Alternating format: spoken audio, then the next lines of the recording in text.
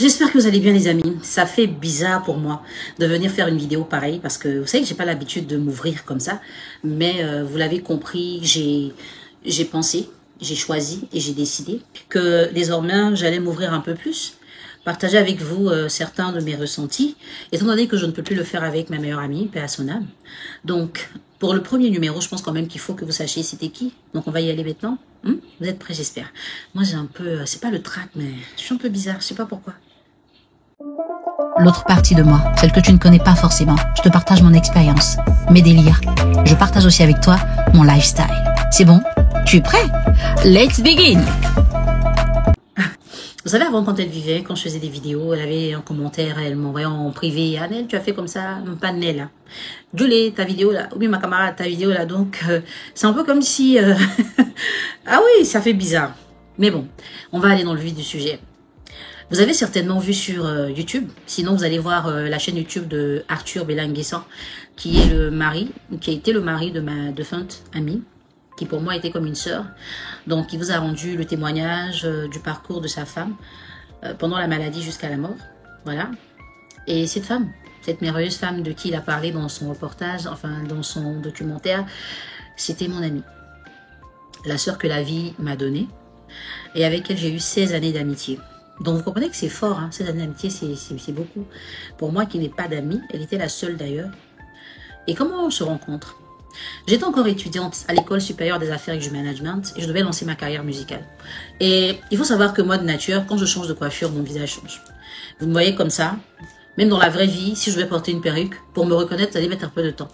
Donc je voulais vraiment avoir un visage qui passe, que tout le monde retient, parce que je voulais me lancer dans ma carrière musicale et pour moi, il fallait qu'on puisse me retenir. Et dans ma classe, il y avait une jeune dame, Danielle Hatsin, à qui je fais un coucou, qui se coiffait chez Nina et c'était toujours joli. Moi, j'ai la particularité d'apprécier quand c'est joli. Quand je vois une femme qui est belle, qui est bien habillée, qui est bien coiffée, je lui dis toujours, ça te va, c'est joli, c'est comme ça. Donc, je l'approche et puis je lui demande, qui fait tes coiffures, ça te va trop? Et elle me présente à Nina. Et moi, je décide d'aller la voir pour faire mes cheveux. Donc, quand j'arrive dans ma tête, j'avais déjà choisi ma coiffure. Et j'avais prévu que cette coiffure, je la garderais du début jusqu'à la fin pratiquement. J'arrive au salon, elle tarde, elle ne vient pas. Je dis, mais c'est qui? C'est qui? Depuis que je suis là, elle ne vient pas. Et je vois après moi que beaucoup d'autres femmes venaient spécialement pour elle. Je dis, ok, je vais attendre. Et quand j'attends qu'elle arrive, je lui demande, voilà, enfin, je me présente. Elle regarde et puis elle me demande, mais pourquoi tu veux faire la même coiffure tout le temps? Je lui explique, parce qu'elle ne me connaissait pas. Et quand je lui ai montré la coiffure, elle m'a dit, non, tu sais, tu es trop belle. T'as pas besoin de plus que ça. On va te faire une coiffure simple. Et ça m'a déjà touchée. Parce que vous savez que les femmes n'apprécient pas beaucoup. Hein. Les femmes, elles ont du mal à dire à quelqu'un, une autre femme, tu es belle. Donc quand elle me l'a dit, j'ai senti une âme différente. Et ça m'a intéressée. Donc je lui ai dit, ok, donc tu fais comme tu veux. Et elle me fait une coiffure, je ne sais même pas si je pourrais vous la montrer, je crois pas, j'ai plus l'image. Mais la coiffure est tellement belle, elle est soft, elle est clean. Et puis ce qu'elle a fait même pour tout casser là, elle a épilé mes sourcils. Et moi, je ne le faisais pas avant. Quand elle voulait le faire, je dis non, laisse. Elle me dit non, non, laisse-le faire. Pourquoi je ne l'épilais pas? Parce que moi, je ne savais pas m'épiler. Et quand j'ai demandé une fois qu'on m'épile, on m'a blessée. Donc, je ne voulais plus même qu'on fasse ça sur moi. Mais quand elle a fini d'épiler mes sourcils, c'était parfait. Tous ceux qui m'ont regardé dans la période, ils disent waouh, t'es devenue encore plus belle. Donc, je dis ah, ok. Et avant de partir, voici ce qu'elle va me dire. La prochaine fois quand tu viendras, voici, on va faire telle coiffure avec telle couleur de mèche. Donc, vous voyez le message subtil, c'est pour dire que la prochaine fois, je vais te voir là. Et moi, j'allais venir puisque j'étais contente de son résultat. Enfin, de mon résultat. Et voilà comment notre relation a commencé. Au départ, c'était que des messages, des appels pour se partager des idées de coiffure. Quand j'avais un événement, ah, je vais dans tel événement, qu'est-ce que tu penses que je dois porter? Enfin, en termes de coiffure, quelle couleur je dois mettre? Mais plus le temps passait, on a creusé et on est rentré maintenant dans des conversations qui n'avaient plus rien à voir avec les coiffures. C'était, ça va, tu as bien dormi, tu as mangé quoi? Et notre amitié, elle a commencé à s'intensifier. Au point où, dans ma famille, tout le monde me demandait, mais qui te coiffe? Elle te coiffe bien. Donc, mes parents à l'étranger, quand ils venaient en vacances, tout le monde direction chez Nina. Parce que je voulais qu'elle soit aussi belle que moi. Mais ma mère disait toujours à Nina, toi, quand tu coiffes Nel, ça lui va. Mais quand tu nous coiffes, ça va pas. Elle dit, mais maman, fais pas la même coiffure que Nel. Elle, sa coiffure, ça va avec son visage. Quand je vais vous faire des coiffures qui vont avec votre visage, vous dites forcément, je veux la coiffure de Nel. Donc, c'est bizarre. Et avec le temps, maman a commencé à se laisser faire, à se faire proposer des coiffures qui pouvaient lui aller. Et puis voilà, là, c'était bon. Elle avait les bonnes coiffures, elle aimait. Donc, ma mère, ma soeur, mes cousines, mes nièces, tout le monde allait chez Nina. Et à un moment, ma mère nous dit, vous là, vous commencez à vous ressembler. À force de marcher ensemble, vous vous baladez ensemble, vous commencez vraiment à vous ressembler. Mais nous, on ne voyait pas la ressemblance. On ne sait pas pourquoi les gens disaient qu'on était des sœurs. Et c'est comme ça que progressivement, quand on sortait ensemble, ou quand on se... Enfin, peu importe, quand les gens nous voyaient, c'est ta sœur? On se regarde toutes les deux, on éclate de rire, et puis on dit oui, on est des sœurs. Il y en a même qui vont bleu le nom. Vous êtes jumelles? On dit oui, on est jumelles. C'est dommage, parce que si elle était là, elle allait, oh Seigneur. Bref, donc c'est un peu comme ça que on a développé cette amitié-là. Donc quand elle et moi on se rencontrait, là, on n'était pas mariés, on n'avait pas d'enfants. On s'est mariés, on a fait des enfants et on s'était dit qu'on allait grandir ensemble. Vous voyez le genre d'amitié où notre amitié, c'était pas qu'on se voyait tous les jours. Hein. Non, on se voyait pas tous les jours, on s'appelait pas tous les jours, mais on avait une amitié de qualité. Maman Nina, c'était une femme extraordinaire. Ça veut dire que quand tu passes du temps avec elle, tu as l'impression d'être avec ta maman, mais une maman qui te comprend.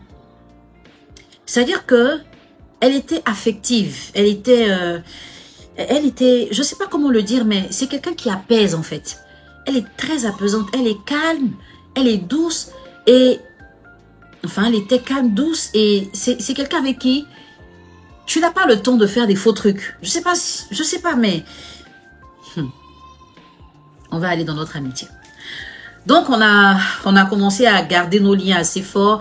Et maintenant, quand maman venait en vacances, quand elle achète un truc pour moi, elle prend pour Nina. Parce que voilà, elle disait, vous vous ressemblez, vous commencez à avoir le même style et tout. Donc, c'était pareil. Et elle était une personne, on va dire, qui s'est installée dans ma vie. Et moi aussi, je me suis installée dans sa vie. Et on n'avait pas l'amitié de jalousie ou du genre parce qu'elle est amie à moi d'en pas avoir d'autres amis.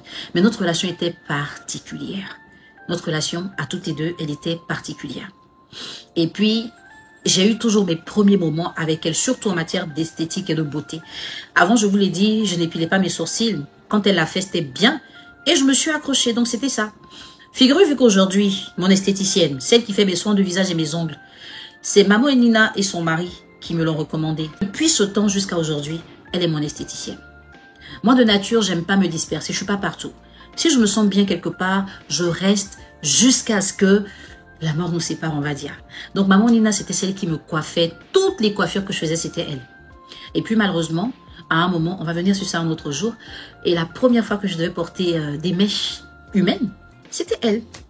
Donc, elle est allée m'accompagner. C'était quelque part à Bobo, non? Elle a vu l'annonce sur les réseaux. Elle m'a dit, non, ma camarade, ça, c'est une mèche de qualité. Et si la personne la vend à ce prix-là, soit elle a un problème parce que c'est trop top pour que ce soit vendu comme ça. Allons. On a pris la voiture, on est parti, on a cherché l'endroit. On a retrouvé. Quand elle a touché, elle m'a dit, ça, tu prends. Elle a géré tout le prix. J'ai payé. On a pris, on est venu. Elle m'a fait ma coiffure. Rien à dire. Donc, avec elle, j'avais toujours... C'est pas que des bons plans, mais j'avais de bonnes occasions de la vie. Et au fur et à mesure, on s'était vraiment très liés. Et d'où est venu le nom de Julie. Le petit surnom de Julie, là. On était jeunes comme ça. Mais regardez le surnom qu'on avait. Julie la Soissance. Il y avait une artiste tradie moderne du centre de la Côte d'Ivoire qui est passée un jour à une émission télévisée qui s'appelle Tempo. Et l'animateur, je crois Tempo ou Pana, je sais plus. Mais l'animateur avait tellement présenté la dame, il avait fait ses éloges. Et quand il a annoncé, il a dit, je vous présente Mamie Julie. Et son titre, quoi, c'était la Soissance. Quand j'ai entendu Soissance, j'ai dit, aïe, c'est quoi ça? Et c'est bizarre. Moi, j'étais chez moi en train de regarder. Elle était chez elle en train de regarder. On a eu la même réaction. Et quand je l'ai appelée, elle m'a dit, je m'apprêtais à t'appeler. J'espère que tu es en train de regarder la télé. La dame là, c'est quoi ça? Et on a éclaté de rire. On dit, mais la soissance, ça veut dire quoi? Donc nous, finalement, on ne regardait plus la prestation. On était en train de se demander, mais la soissance, ça veut dire quoi? C'est quel mot? On est resté sur ça. Et quand l'émission est finie, la prochaine fois quand on s'est vu, elle m'a appelé Julie. J'ai dit, non, il prend pas ce nom. Elle dit, si ça te va. J'ai dit, bon, toi, tu t'appelles la Soissance. Et comme la Soissance faisait long, j'ai dit, bon, on va s'appeler Julie toutes les deux. Donc, quand on se voit, Julie, bon, avec une troisième personne, c'est elle, c'est ma tante, Denise. Elle aussi, on l'appelait comme ça. Donc, on était trois à s'appeler Julie. Et puis, un jour, son mari, il voulait me faire un cadeau. Donc, il y avait des bracelets personnalisés qu'on faisait. Donc, il appelle sa femme, il demande à sa femme, je mets quoi sur le bracelet de Nel? Quel nom tu veux? Enfin, qu'est-ce que je dois mettre? Parce que c'est double face en fait. Donc je pense qu'on mettait le nom gravé là. Et puis sur une autre partie, on mettait en deuxième nom. Donc elle donne mon prénom qu'il connaît. Et puis elle dit, il faut rajouter Julie. J'ai dit non. Moi je savais pas. Elle m'appelle et me dit, hey toi là, as-tu acheté le bracelet pour toi? Je vais chercher. Je mets chez le bracelet, je suis contente. Je le bracelet. Quand j'ai vu Julie là, j'ai dit, tu peux pas me faire ça. Elle me dit, j'ai dit, tu peux pas faire ça. Mais tu vas pas prendre ce nom là pour coller sur moi. Pourquoi tu fais ça? Elle dit, non, c'est ton petit nom, c'est entre nous. J'ai dit, mais c'est pas entre nous. Quand je vais porter, les gens vont voir, vont me demander qu'est-ce que je leur dis. Et c'est resté. Mais comme c'était double face, quand j'avais pas envie qu'on lise ça, je retournais. Et quand j'assumais de le garder, je laissais. Donc c'est pour vous dire que cette personne était vraiment spéciale dans ma vie, très spéciale. Aujourd'hui, je ne vous parlerai pas du parcours jusqu'à la maladie parce que c'est le premier et je veux que ce soit un peu plus relax et tout. Mais c'est comme ça. Donc, elle était mon œil en fait partout. Elle regardait tout. C'est-à-dire que je peux faire un truc. Et puis moi, je me rends pas compte d'une erreur ou quoi. Mais elle va identifier l'erreur et elle va attirer mon attention. Elle va me dire, non, je sais que tu aurais pu faire comme ci, il fallait plutôt faire comme ça. Et elle a toujours de bonnes recommandations. C'est pas le genre de personne à critiquer pour te mettre mal à l'aise. Mais quand elle critique, elle t'apporte en même temps des solutions pour que tu puisses améliorer. Et ça, pour moi, c'est la base. On peut pas avoir la critique facile sans avoir la suggestion utile.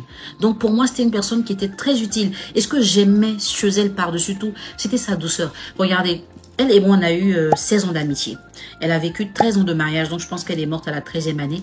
Mais en 13 années de mariage, mon amie m'a jamais appelée pour me parler des dérives ou de quoi que ce soit que son mari a fait. Parce qu'elle avait une sorte de maturité qui faisait que je pense, même s'il y avait des problèmes, elle n'en faisait pas tout un plat pour avoir besoin même de m'expliquer. Et je pense que c'est cette énergie-là qui nous réunissait. Parce que elle et moi, on est pareil. On n'est pas alarmiste, on n'est pas pessimiste, on n'est pas tout le temps en train de voir le problème. Non, on est plus orienté vers la solution. Elle et moi, on était positives. Donc, ensemble, on n'avait rien à se reprocher. Parce que quand tu connais quelqu'un, tu sais comment la personne fonctionne, tu évites de faire ce que la personne n'aime pas. Donc, à quel moment on aurait eu l'occasion de se disputer, de se prendre la tête? Non, ça n'existait pas. Et certaines personnes se diront, ah non, mais comment vous pouvez être amis, vous ne vous disputez pas? Non, c'est pas de l'hypocrisie. En tout cas, dans notre cas, là, c'était pas de l'hypocrisie. Et il y a des gens qui avaient le malin plaisir, parce qu'ils ne savaient pas qu'elle me connaissait, puisqu'on ne s'affichait pas vraiment. Hein. Nous, notre amitié, là, on y tenait et c'était très privé. C'était entre nous. On voulait pas peut-être annoncer ça au monde entier, quoi. Donc, il y a des gens qui venaient me critiquer chez elle et tout. Elle va parler des gens, elle parlait pas. Mais quand elle est en train de parler de moi, Nina va jamais lui dire je la connais. Jamais. Elle écoute, elle parle pas, elle fait pas de commentaires. Et après, elle va m'appeler. Tu sais que ma cliente qui est venue là, voilà ce qu'elle a dit de toi. Et toutes les deux, on rit. Ça fait que quand maintenant, dans la vraie vie, je suis avec Nina et qu'on rencontre la personne, elle est gênée, elle sait pas comment elle va se faire. Elle se dit, mais elle se connaissait puis. Et nous, c'est comme ça nous faisait rire. C'était pas un jeu, mais enfin, c'est comme ça. Donc, c'est une personne trop spéciale pour moi, très importante pour moi. Et c'est même pour ça que je lui ai dédié un chapitre. Donc, j'ai utilisé sa personnalité, son histoire. Enfin, pas son histoire, mais ses manières, son comportement pour édifier les femmes. Parce que moi, je lui disais, tu es trop calme. Elle était tellement douce. Parce qu'elle est bêtée. Hein. Bêtée, c'est l'ouest de la Côte d'Ivoire. Et en général, chez nous, en Côte d'Ivoire, on dit que les bêtés sont des palabres. Mais elle... non, c'était une autre personne, c'était autre chose. Donc ça m'a tellement, ça me touchait tellement que j'ai voulu lui rendre hommage et je lui ai dit, voilà, moi, je lui ai pas dit en fait, mais j'ai fait mon livre. Et puis après, à la présentation à l'église, je lui ai dit, tu sais, il y a un chapitre dedans qui parle de toi et tout. Elle était émue. Tu l'as écrit quoi là-bas? Je lui ai dit, va lire. Et quand elle a lu, elle m'a fait un beau résumé. Ouais, elle a aimé, ça l'a touché. Ça l'a vraiment touché. Et je pense que c'est après ça que les choses ont commencé à basculer parce que les premiers moments de maladie ont commencé là, mais nous, on ne l'avait pas identifié jusqu'à ce que ça devienne voilà, tout le parcours que vous avez pu voir. Et on parlera un autre jour d'autres choses, forcément, parce que vous savez, c'est, comme je dis, elle me voit à mon état de nature. Hein?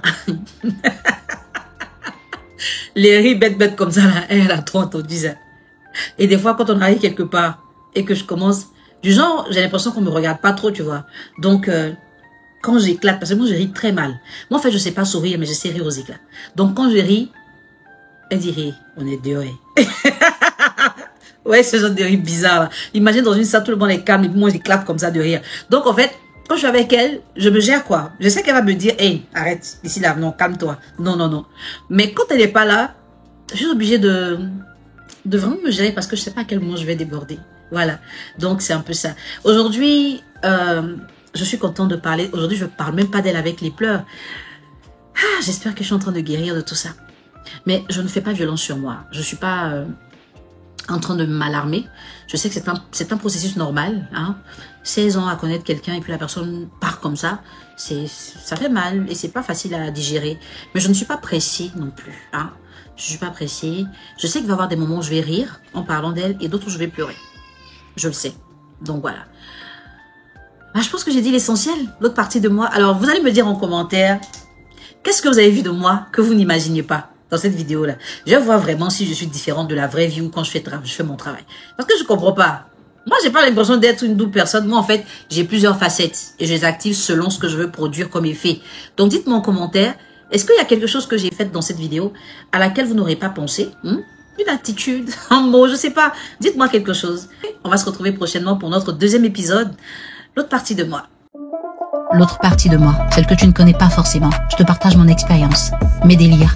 Je partage aussi avec toi mon lifestyle. C'est bon? Tu es prêt? Let's begin!